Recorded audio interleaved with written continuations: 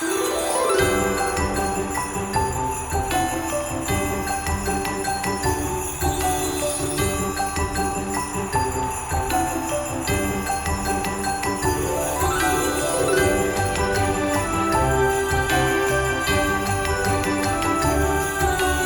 бараткан жыл маанилүү жана маңыздуу окуяларга бай жылдардан болду.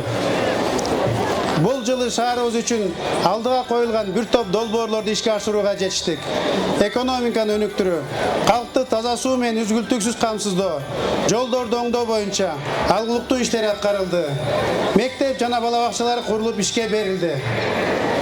Эң оболу өтүп бараткан жылыбызда эгемендүүлүктүн 32 жылдык мааракесин президентибиз Садыр Нуркожоевич Жапаровдун жана өлкөбүздүн бүтүндөй булуң бурчунан, ошондой эле өнөктөш шаарлардан келген коноктордун катышуусунда салтанаттуу белгилеп алдык.